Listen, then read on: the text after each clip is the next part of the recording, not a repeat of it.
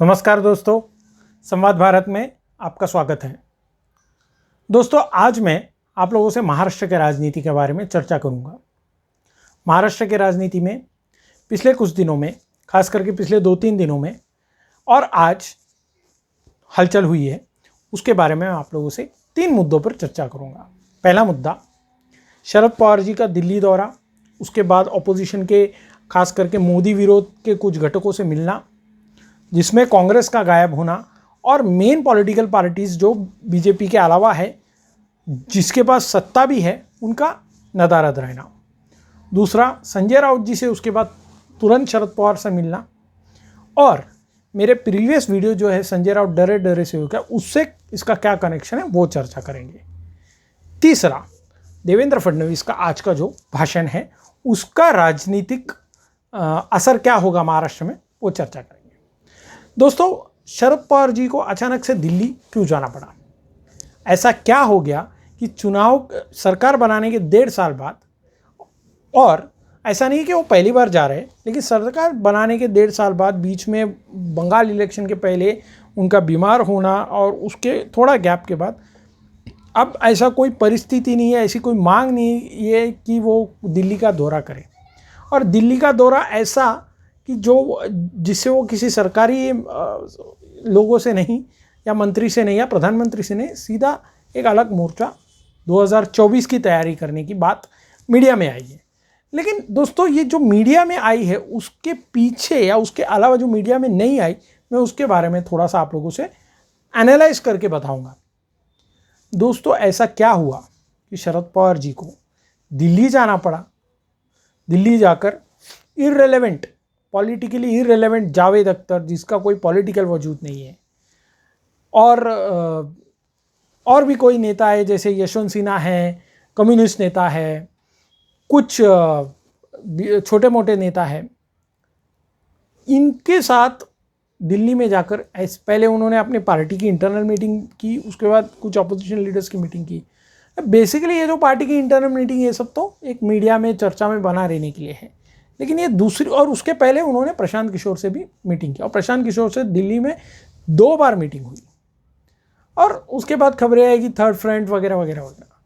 दोस्तों, ये third front fourth front वाली बात नहीं है। दोस्तों, ये आप देखोगे कांग्रेस के जो बयान उद्धव और मोदी जी के मीटिंग के बाद जो अस्वस्थता या जो डिस्टर्बेंस पैदा हुए महाविकास आघाड़ी के नेताओं के बीच में, एक अविश्वास का वातावरण है, ये सब के चलते शरद पवार जी दिल्ली में ये उम्मीद से गए हो सकते हैं कि अगर वो पूरी तरह से ऐसा मैसेज दे कि मैं कांग्रेस के इग्नोर करके एक पूरा अपोजिशन लीडर्स के इकट्ठा कर बीजेपी के खिलाफ लड़ सकूं, और बीजेपी और कांग्रेस को ये दिखा सके कि ऑपोजिशन क्या होती है, तो वो भी पॉसिबल है। लेकिन वो एक्चुअल रीज़न नहीं है। एक्चुअल रीज़न ये है कि इनको अब हो सकता है कि इनको ये सत्ता जो सरकार में जो आने की उनकी मंशा थी, वो शायद अब पूरी होते हुए नहीं दिख रही। ये सरकार बनाने के पीछे महाविकास आघाड़ी, और केंद्र में अब कांग्रेस के आने की संभावनाएं बहुत कम है। ऐसे में उनके उम्र को देखते हुए उनकी राजनीतिक रिटायरमेंट की प्लानिंग के लिए ही ये मीटिंग थी क्या? ऐसी संभावनाएं ज़्यादा है, क्योंकि मित्रों, उनकी जो पार्टी है एनसीपी, ये एक डायनास्टी, एक घरेलू पार्टी है। फिलहाल शरद पवार जी के इर्द गिर्द चलने वाली एक पार्टी है। उस पार्टी के सारे निर्णय एक व्यक्ति लेता है, और या वो पवार के परिवार के लोग लेते हैं। और शरद पवार जी के परिवार के लोग जब ऐसे निर्णय लेते हैं, तब उनके वारसा का जो निर्णय है उनको अब लेना है। वो लेते समय उनकी बेटी का पॉलिटिकल फ्यूचर भी उनको ध्यान में रखना है। दिल्ली में नरेंद्र मोदी के सरकार में कैबिनेट एक्सपांशन की चर्चा चल रही है, तो क्या ये रीज़न थी कि तड़का फड़की दिल्ली दौरा करने का, ये उम्मीद में कि शायद मोदी जी से एक मीटिंग के लिए कोई रास्ता निकले? लेकिन दोस्तों, ये हुआ नहीं। ना मोदी जी उनसे मिले, ना कोई और मिले, और वो कुछ अपोजिशन लीडर्स को मिलके वापस संजय राउत से मिलके वो मुंबई आए, या मुंबई रवाना हुए। अब हम चर्चा करते हैं संजय राउत क्यों। संजय राउत इसके बीच में थोड़ा सा अस्वस्थ हुए, क्योंकि महाराष्ट्र में इनके एक एमएलए जो इनके चीफ स्पोक्स पर्सन उनके पार्टी के एक स्पोक्स पर्सन भी है, जो बात करेंगे तो पार्टी की लाइन है ऐसा माना जाता है, तो उन्होंने मुख्यमंत्री को एक चिट्ठी लिखी जिसमें उन्होंने बोला कि ईडी सीबीआई की कार्रवाई से बचने के लिए आप कृपया बीजेपी से अलायंस कीजिए, और जो एनसीपी और कांग्रेस हमारे साथ कर रही है और हमारी मांगे आज सत्ता में होने के बावजूद, मुख्यमंत्री हमारे होने के बावजूद भी हमारे काम नहीं हो रहे, हमारे कार्यकर्ताओं के काम नहीं हो रहे, ये चिट्ठी को डिफेंड करते हुए संजय राउत दिखे और उसके लिए उन्होंने बीजेपी को एज यूजुअल ब्लेम किया। लेकिन ये दिल्ली क्यों गए? क्योंकि ये डर गए थे कहीं ना कहीं कि अगर ये सरकार गिरती है तो 2022 में जो राज्यसभा के सांसद की पुनः चुनाव होने वाली है, जिस इनका टर्म खत्म होने वाला है, तो इनको शायद चौथी टर्म मिलना नहीं मिलेगा। ये सरकार अगर टिकी तो ही इनको चौथी टर्म मिलेगी, या अगर इनकी पार्टी इनको रिवॉर्ड करती है। तो इनके हिसाब से, संजय राउत के हिसाब से, ये सरकार तब तक चलनी चाहिए जब तक उनकी सांसद की री इलेक्शन हो। तो वो तड़का फड़की गए, शरद पवार जी के साथ मीटिंग किया और उन्होंने ट्वीट किया, मैंने शरद पवार जी से बात की, ये सरकार स्थिर है, ये सरकार को कोई धोखा नहीं है। तो क्या मित्रों, इनको ऐसा लगा कि ये सरकार धोखा में है तो जाके शरद पवार से कंफर्म करें? ये जो डर है संजय राउत के मन में कि सरकार गई तो उनके खिलाफ बॉम्बे हाईकोर्ट का एक आदेश है कि एक महिला ने उनके ऊपर आरोप लगाया, वो जांच कीजिए, तो वो जांच अगर आगे बढ़ गई तो उनकी मुश्किलें बढ़ेगी। सरकार पर अन्य ईडी सीबीआई के जो जांच है वो ग्रिप ले रही है। तो ये सब के चलते संजय राउत डरे हैं। और मेरे जो प्रीवियस वीडियो है संजय राउत डरे डरे से है क्या, उसी के कंटिन्यूशन में मैं आज भी ये मानता हूँ कि उनके मन में एक डर है। और संजय राउत के मन में ये डर है, दो डर है, एक उनके खिलाफ जांच, दूसरी उनकी जो राज्यसभा की सांसद का जो कार्यकाल समाप्त हो रहा है वो, और उनका राजनीतिक करियर के लिए भी अगर वो सांसद की टर्म खत्म है तो उनको फिर एमएलसी वगैरह, एमएलसी हो एमएलए या छोटा मोटा पद, क्योंकि वो लोकसभा में चुन के आ नहीं सकते, उनकी इतनी कद नहीं है। और महाराष्ट्र में अगर उनको चुन के आना है तो भारतीय जनता पार्टी के समर्थन से ही वो चुन के आ सकते हैं। तो वो कभी भी चुनावी राजनीति में नहीं रहे, वो ऐसे बैकडोर से एंट्री करने की राजनीति करते रहे हैं। और आज के इसमें समय में संजय राउत जी पॉलिटिकली बहुत अनपॉपुलर नेता है, भले उनके मीडिया कितना भी उनको जर्नलिस्ट हैं आगे दिखाए। ये हुआ एनसीपी और शिवसेना की राजनीति। कांग्रेस जो इनके साथ कर रही है ना दोस्तों, कांग्रेस इनको मौके का फ़ायदा उठाकर, जब इनकी पॉपुलैरिटी सबसे लो है, चौतरफा हमला हो रहा है, तो अपना संगठन विस्तार करने की कोशिश कर रही है और इंटरनली इनको और चिढ़ा रही कि तुम्हारी औकात क्या है हमारे कांग्रेस के बिना। उसके लिए कांग्रेस के और शिवसेना के जो पक्ष प्रमुख है, मुख्यमंत्री, उनके बीच में बाचाबाची या शब्द युद्ध बोलते हैं या वाक्य युद्ध होते हैं, वो उनके लिए नाना पटोले ने भी उनको चैलेंज किया कि सामना में जो लेख आता है वो मुख्यमंत्री खुद नहीं पढ़ते, ऐसा मुख्यमंत्री ने उनको कहा है, तो हम तो सामना को कीमत ही क्यों दें। जब बीजेपी के साथ अलायंस में तो आए दिन सामना से इनके ऊपर लिखा जाता था। आज शिवसेना की हालत ये है कि सामना से अगर एक भी वर्ड बोले तो इनके ऊपर उसी तीखे हमले होते हैं और इनकी सरकार हिलने की कगार पे आ जाती है। तो सामना से ज़्यादा कुछ बोल नहीं सकते, बोलते हैं तो भी शरद पवार जी के कंधे पे बंदूक रख के इनको बोलना पड़ता है ताकि शरद पवार जी उसको संभाले कांग्रेस को लेकर।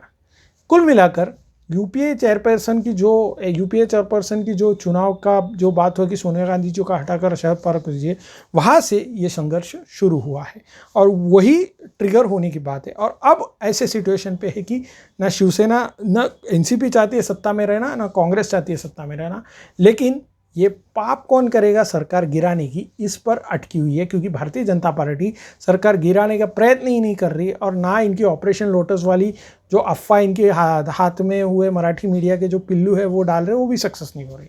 ऐसे में करे तो करे क्या। सामाजिक तौर पर मराठा आरक्षण फंस गया, ओबीसी आरक्षण फंस गया, उसके वजह से जो एससी समाज का रिजर्वेशन है, प्रमोशन में आरक्षण, वो फंस गया। आगरी कोली समाज भी नाराज़ है क्योंकि जो आगरी कोली समाज के जो टॉप नेता है दिनकर पाटिल जी के नाम पर एयरपोर्ट की मांग शिवसेना ने खारिज करके भासाब ठाकरे के नाम पर बनाने की मांग शिवसेना ने किए है, नवी मुंबई के एयरपोर्ट। तो ये सब चीज़ों पे सब समाज इनसे नाराज़ है। ऐसे में इनके सामाजिक तौर पर एमएलएज एमपीज़ के प्रेशर है कि हमारे कॉन्स्टिट्यूंसी में हम पुनः चुनाव जीत के नहीं आ सकते। ऐसे स्थिति में सरकार में रहकर काम करना इनके लिए मुश्किल हो रहा है। तो ये बाहर का रास्ता ढूंढ रहे हैं, बीजेपी दे नहीं रही है। और बीजेपी फुल कॉन्फिडेंस में है कि हम सबकी नाराज़गी को इकट्ठा कर कर जनता के सामने जाएंगे, बात करेंगे और इनका सॉल्यूशन के साथ जाएंगे तो हमें फुल मेजॉरिटी की सरकार अगले टर्म पर, अगले समय जब भी चुनाव होगा या मिड टर्म होगा या 24 में होगा, तब तक इनकी इतनी नाहक बदनामी हो जाएगी कि ये पुनः जनता के सामने जाने की हिम्मत कर नहीं सकेंगे। ऐसी बीजेपी की पूरा खेल है। इसलिए आज देवेंद्र फडणवीस ने जो मुद्दे उठाए, बहुत एग्रेसिव मुद्दे उठाए। उन्होंने ओबीसी आरक्षण का जो सुप्रीम कोर्ट ने खारिज किया, चुनाव में आरक्षण, उसका विथ डेटा विथ फैक्ट्स उन्होंने बात की और लोगों के बीच में जाकर ये मुद्दा उठाने की बात की। मराठी मीडिया के जर्नलिस्ट को भी उन्होंने ताना मारा कि आप हमारे समय में इतना सवाल पूछते थे, इनको तो सवाल ही नहीं पूछते। उदाहरण संजय राउत के खिलाफ जब बॉम्बे हाई कोर्ट ने एक ऑर्डर दिया कि इनके खिलाफ एक महिला ने आरोप लगाया तो आप पुलिस कमिश्नर ने आदेश दीजिए, मीडिया ने एक सवाल नहीं पूछा। रोज़ उठ के मीडिया इनका इंटरव्यू लेता, फिर भी एक सवाल नहीं पूछा। तो ये सारी चीज़ें देवेंद्र फडणवीस ने आज बात की। और उसके अलावा इन्होंने मराठा आरक्षण कैसे इन्होंने फंसाया ये सरकार ने, क्योंकि ये सारे चीज़ें देवेंद्र फडणवीस के कार्यकाल में हाई कोर्ट में उन्होंने पास करवा के लिया। सुप्रीम कोर्ट में इनको महाविकास आघाड़ी सरकार को पास करवाने नहीं हुआ या सुप्रीम कोर्ट को कन्विंस नहीं कर पाए। इतना ही नहीं, उन्होंने ये तक बोल डाला कि आपने एक मागास जो ओबीसी आयोग है वो आयोग ही नहीं बिठाया आपने, और आयोग बिठाया नहीं, डेटा कलेक्ट नहीं किया, कुछ भी काम नहीं किया आपने। सुप्रीम कोर्ट के बोलने के बावजूद काम नहीं किया, ये सुप्रीम कोर्ट का ऑर्डर का हवाला देते हुए किया। फिर भी इनके लोग मिसगाइड करने की काम कर रहे हैं। ऐसे सब बातें उन्होंने डेटा डाल के आज लोगों के सामने कही। तो ऐसे स्थिति में महाराष्ट्र के पॉलिटिक्स और इंटरेस्टिंग होते जा रहा है। लोगों को ये नहीं समझ रहा कि भारतीय जनता पार्टी किस तरह की पॉलिटिक्स खेल रही है, खास करके रूलिंग पार्टीज़ को। और उन लोग ये समझ के बैठे हैं कि भाई आज न कल भारतीय जनता पार्टी हमारे साथ आएगी, क्योंकि भारतीय जनता पार्टी के कुछ नेता ऐसे कन्फ्यूजिंग बयान दे रहे हैं कि हम हमारे साथ आपके साथ आने को रेडी है, लेकिन ये उनका एक्चुअल ट्रैप है। भारतीय जनता पार्टी के नेता ये सिग्नल दे रहे हैं कि शिवसेना हमारे पुरानी ये ट्रैप कर रहे हैं। वहाँ पे देवेंद्र फडणवीस उनको भ्रष्टाचार से लेके सारे नाकामियों पर उनको जनता के सामने उजागर कर रहे हैं। तो दोस्तों, आप लोग इसके ऊपर विचार कीजिए और आप लोगों ने भी अपना थोड़ा सा एनालिसिस कर इस लाइन से सोचिए, क्योंकि मैं हमेशा अलग से एक पहलू आप लोगों के सामने रखने की कोशिश करता हूँ। आज के लिए इतना ही। मैं और भी वीडियोस लेके आऊँगा आपके साथ, और भी एनालिसिस करेंगे। मेरा वीडियो अगर आपको पसंद आ रहा है तो आप ज़रूर सब्सक्राइब कीजिए चैनल को, आप लोगों के दोस्त और जो परिवार में सदस्य उनके साथ शेयर कीजिए। आज के लिए इतना ही। भारत माता की जय। वंदे मातरम।